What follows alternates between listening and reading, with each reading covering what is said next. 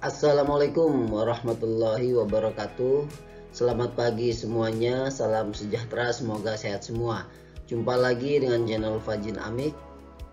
Di kesempatan pembelajaran PPKN dalam materi hubungan pemerintahan pusat dengan pemerintahan daerah. Ini merupakan materi pembelajaran di kelas 10 sebagai kelanjutan dari materi sebelumnya tentang otonomi daerah. Kita langsung saja. Untuk pembelajaran tentang hubungan pemerintahan pusat dengan pemerintahan daerah ini, di sini terdapat dua kompetensi dasar yang akan kita pelajari.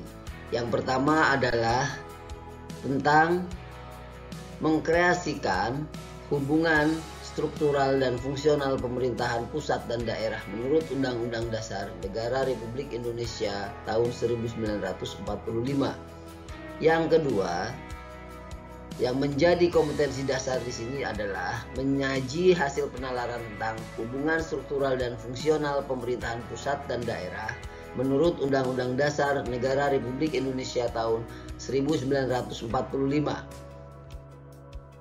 Adapun yang menjadi tujuan pembelajaran kita kali ini adalah yang pertama, menghayati dan mengamalkan ajaran agama yang dianutnya dalam menghargai norma hukum yang berlaku. Yang kedua, menghayati dan mengamalkan perilaku jujur, tanggung jawab, peduli, responsif, dan proaktif, dan menunjukkan sikap sebagai bagian dari solusi atas masalah hubungan struktural dan fungsional pemerintahan pusat dan daerah. Yang ketiga, menganalisis pengetahuan faktual, konseptual, prosedural, beserta rasa ingin tahunya tentang hubungan struktural dan fungsional pemerintahan pusat dan daerah dari berbagai sumber. Yang keempat, menganalisis hasil temuannya berkaitan dengan hubungan struktural dan fungsional pemerintahan pusat dan daerah. Yang kelima, mengolah dan menalar dan menyaji dalam ranah konkret dan ranah abstrak terkait dengan tentang hubungan struktural dan fungsional pemerintahan pusat dan daerah. Bentuk lisan, hubungan antara pemerintahan daerah otonom dengan pemerintahan pusat adalah bersifat tergantung atau dependen dan hierarki atau subordinat. Beda ya dengan negara bagian di mana pemerintahan federal yang menganut prinsip federalisme yang sifatnya independen dan koordinatif. Yang kedua, yang perlu dipahami adalah dalam negara kesatuan, tanggung jawab pelaksanaan tugas-tugas pemerintahan pada dasarnya tetap berada di tangan pemerintah pusat. Tapi karena bentuk negara kita menganut asas desentralisasi, maka ada tugas-tugas tertentu yang diurus sendiri. Yang kedua, hubungan struktural antara pemerintahan pusat dengan pemerintahan daerah. Coba kita baca baik rumusan pasal 18 ayat 1 dan 2 UUD 1945 berikut.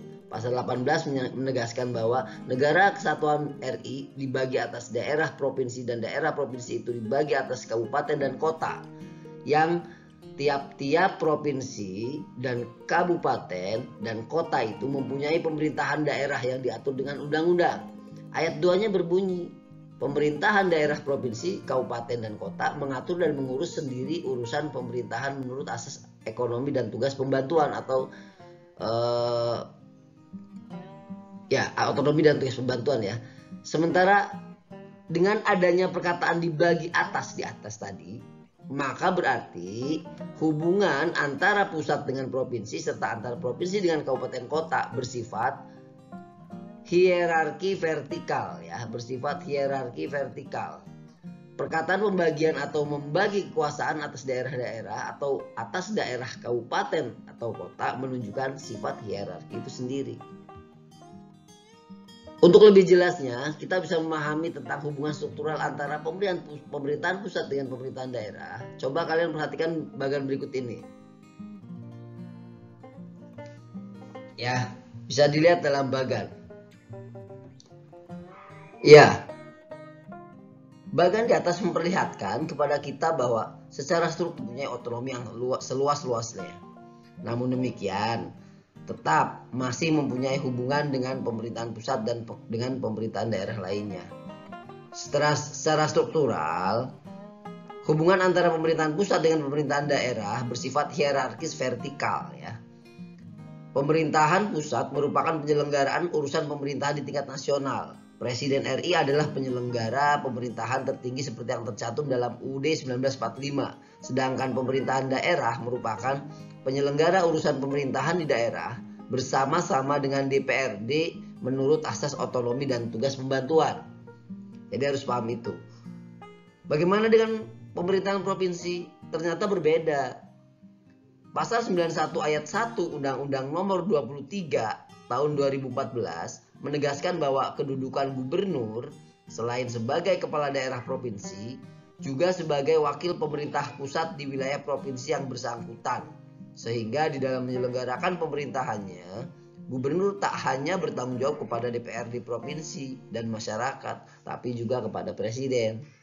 Jadi sudah jelas ya. Yang ketiga atau C, hubungan fungsional antara pemerintahan pusat dengan pemerintahan daerah. Hubungan antara pusat dan daerah bukanlah sekedar hubungan elit pusat dan elit daerah, melainkan hubungan yang dapat memberikan perlindungan hak-hak konstitusional dan kesejahteraan rakyat dalam menyelenggarakan pemerintahan.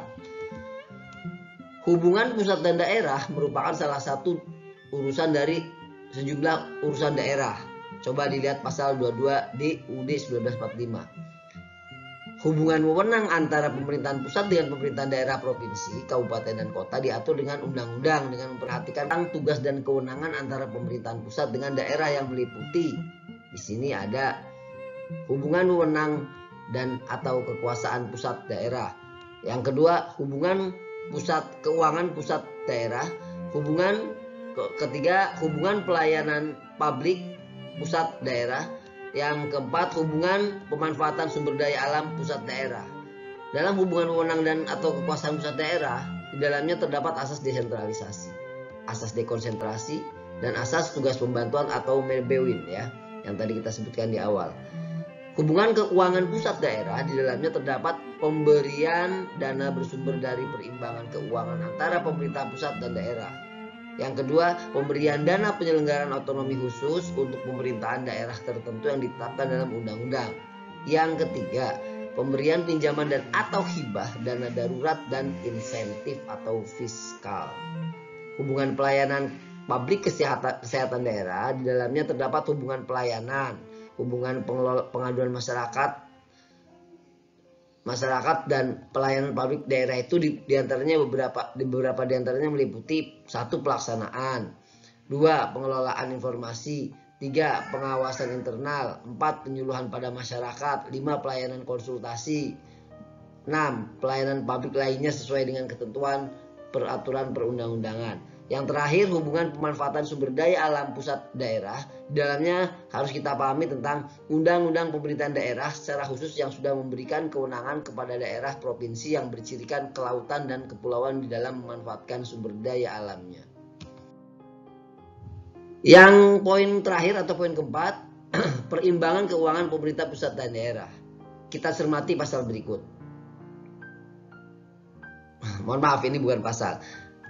Cermati kalimat berikut. Setiap daerah dalam wilayah negara kita mampu menggali sumber pendapatan untuk membiayai pembangunan daerah. Besar kecilnya sumber keuangan negara sangat bergantung pada potensi daerah masing-masing. Ya. Nah, mengenai keuangan ini tentang perekonomian ada jaminannya dalam pasal 33. Maksudnya ini pasal 33 ya, tentang ekonomi. Selanjutnya yang kedua, sumber-sumber penerimaan daerah dalam pelaksanaan desentralisasi itu diatur oleh Undang-Undang Nomor 33 Tahun 2004 tentang perimbangan keuangan pusat dan daerah yang terdiri atas pendapatan daerah dan pembiayaan.